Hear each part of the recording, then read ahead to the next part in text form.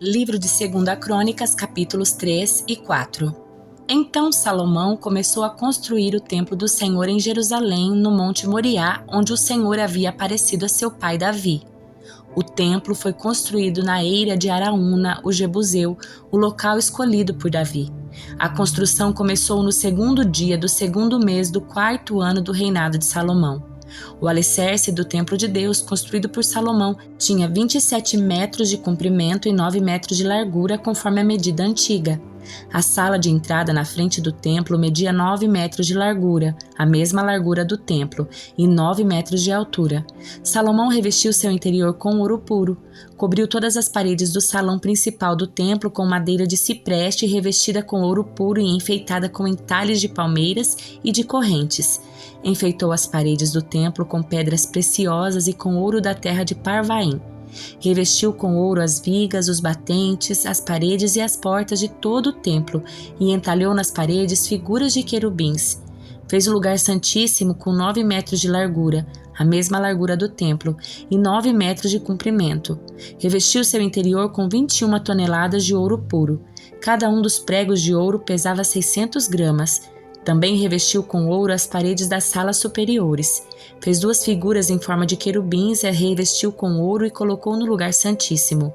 As asas abertas dos querubins mediam juntas 9 metros.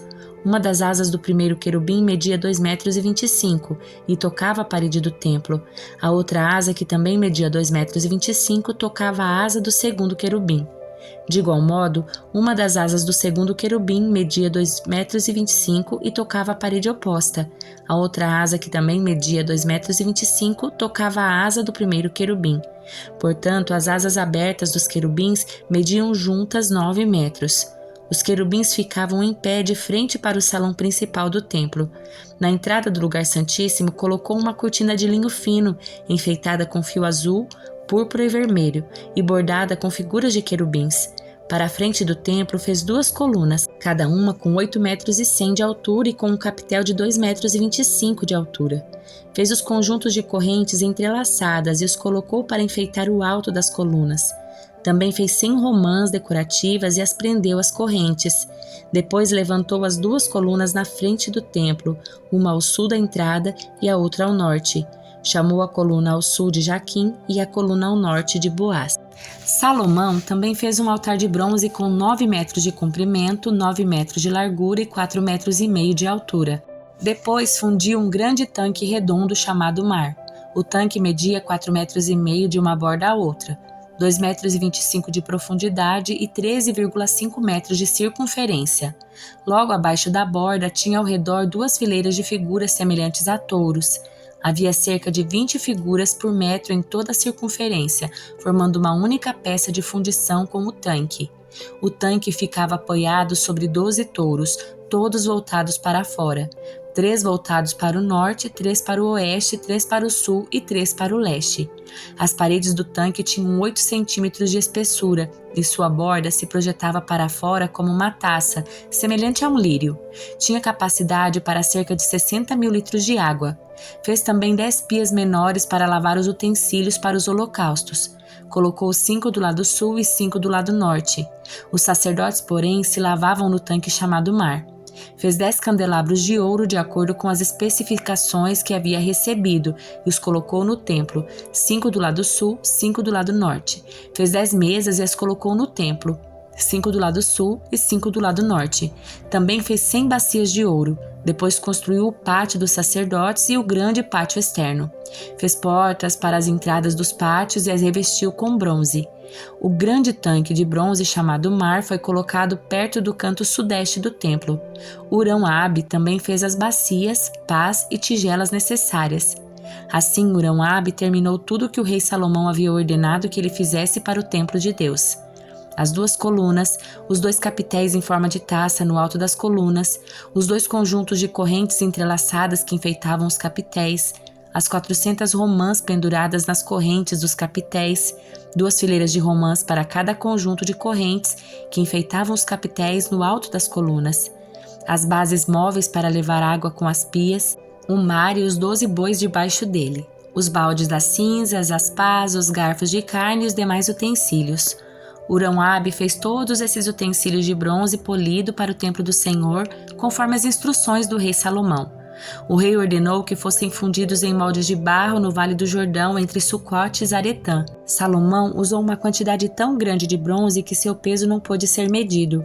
Salomão também fez toda a mobília para o templo de Deus: o altar de ouro, as mesas para os pães da presença, os candelabros, as lâmpadas de ouro maciço para serem acesas diante do lugar santíssimo, conforme determinado, os enfeites de flores, as lâmpadas e as tenazes, todos do ouro mais puro, os cortadores de pavio, as tigelas, as colheres e os incensários, todos de ouro maciço, as dobradiças das portas de entrada do lugar santíssimo e do salão principal do templo revestidas com ouro. Isaías capítulo 1. Estas são as visões de Isaías, filho de Amós, acerca de Judá e Jerusalém.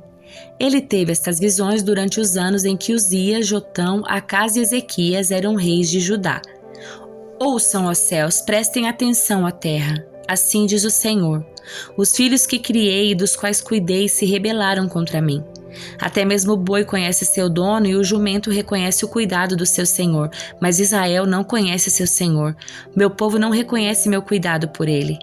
Ah, como é pecadora esta nação, sobrecarregados pelo peso da culpa. São um povo perverso, filhos corruptos que rejeitaram o Senhor.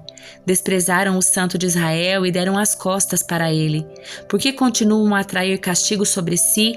Vão se rebelar para sempre? Sua cabeça está ferida, seu coração está enfermo. Estão machucados da cabeça aos pés, cheios de confusões, vergões, fendas abertas, e não há ataduras nem óleo para dar alívio. Sua terra está em ruínas, suas cidades foram queimadas. Estrangeiros saqueiam seus campos diante de vocês e destroem tudo o que vem pela frente.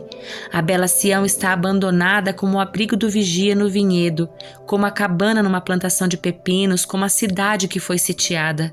Se o Senhor dos Exércitos não houvesse poupado alguns de nós, teríamos sido todos exterminados como Sodoma e destruídos como Gomorra. Ouçam as palavras do Senhor, líderes de Sodoma. Prestem atenção à lei do nosso Deus, povo de Gomorra. O que os faz pensar que desejo seus muitos sacrifícios, diz o Senhor?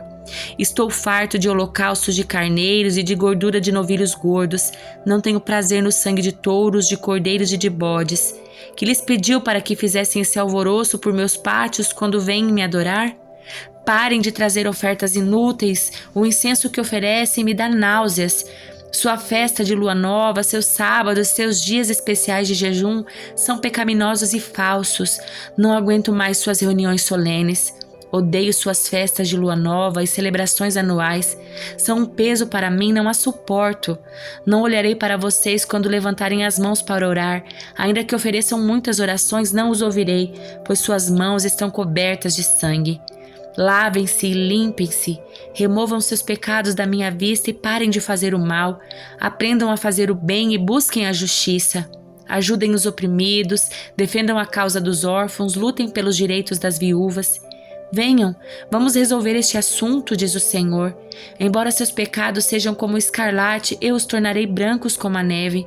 Embora sejam vermelhos como o carmesim, eu os tornarei brancos como a lã. Se estiverem dispostos a me obedecer, terão comida com fartura. Se, porém, se desviarem e se recusarem a ouvir, serão devorados pela espada. Eu, Senhor, falei. Vejam como a cidade antes tão fiel tornou-se uma prostituta. Antes era o centro da justiça e da retidão, agora está cheia de assassinos. Antes era como prata, agora se tornou coisa desprezível. Antes era pura, agora é como vinho misturado com água. Seus líderes são rebeldes, companheiros de ladrões. Todos eles amam subornos e exigem propinas, mas não defendem a causa dos órfãos nem se preocupam com o direito das viúvas. Por isso o soberano Senhor dos Exércitos, o poderoso de Israel, diz: Eu me vingarei dos meus inimigos, darei a meus adversários o que eles merecem. Levantarei o punho contra você, o derreterei, o separarei o que é descartável e removerei todas as suas impurezas. Eu lhes darei bons juízes e conselheiros sábios como tinha no passado. Então você voltará a ser chamada de cetro de justiça e cidade fiel. Sião será redimida pela justiça, e os que se arrependerem serão restaurados pela retidão. Mas os rebeldes e os pecadores serão destruídos, e serão consumidos os que abandonarem o Senhor. Vocês se envergonharão da sua idolatria em bosques de carvalhos. Ficarão desconcertados de terem adorado em jardins dedicados a ídolos. Serão como uma grande árvore com folhas murchas, como um jardim sem água. Os mais fortes em seu meio desaparecerão como palha. Seus atos perversos serão a faísca que a incendeia. Queimarão junto com suas obras e ninguém conseguirá apagar o fogo. Primeira carta aos Tessalonicenses, capítulo 5. Não é necessário, irmãos, que eu lhes escreva sobre quando e como tudo isso acontecerá, pois vocês sabem muito bem que o dia do Senhor virá inesperadamente como ladrão à noite. Quando as pessoas disserem, tudo está em paz e seguro, então o desastre lhes sobrevirá tão repentinamente como iniciam as dores de parto de uma mulher grávida, e não haverá como escapar. Mas vocês, irmãos, não estão na escuridão a respeito dessas coisas e não devem se surpreender quando o dia do Senhor vier como ladrão. Porque todos vocês são filhos da luz e do dia. Não pertencemos à escuridão e à noite. Portanto, fiquem atentos, não durmam como os outros. Permaneçam atentos e sejam sóbrios. À noite as pessoas dormem e os bêbados se embriagam. Mas nós que vivemos na luz devemos ser sóbrios, protegidos pela armadura da fé e do amor, usando o capacete da esperança da salvação. Porque Deus decidiu nos salvar por meio do nosso Senhor Jesus Cristo, em vez de derramar sua ira sobre nós. Cristo morreu por nós para que, quer estejamos despertos, quer dormindo, vivamos com Ele para sempre. Portanto, animem e edifiquem uns aos outros como têm feito. Irmãos, honrem seus líderes na obra do Senhor. Eles trabalham arduamente entre vocês e lhes dão orientações. Tenham grande respeito e amor sincero por eles por causa do trabalho que realizam. Vivam em paz uns com os outros. Irmãos, pedimos que advirtam os indisciplinados, encorajem os desanimados, ajudem os fracos, sejam pacientes com todos. Cuidem que ninguém retribua o mal com o mal, mas procurem sempre fazer o bem uns aos outros e a todos. Estejam sempre alegres, nunca deixem de orar. Sejam gratos em todas as circunstâncias, pois essa é a vontade de Deus para vocês em Cristo Jesus. Não apaguem o espírito, não desprezem as profecias, mas ponham à prova tudo o que é dito e fiquem com o que é bom. Mantenham-se afastados de toda forma de mal. E agora que o Deus da paz os torne santos em todos os aspectos, e que o espírito, a alma e o corpo de vocês sejam mantidos irrepreensíveis até a volta do nosso Senhor Jesus Cristo. Aquele que o chama fará isso acontecer, pois ele é fiel. Irmãos, orem por nós. Cumprimentem todos os irmãos com beijo santo. Encarrego-os em nome do Senhor de lerem esta carta a todos os irmãos. Que a graça do nosso Senhor Jesus Cristo esteja com vocês.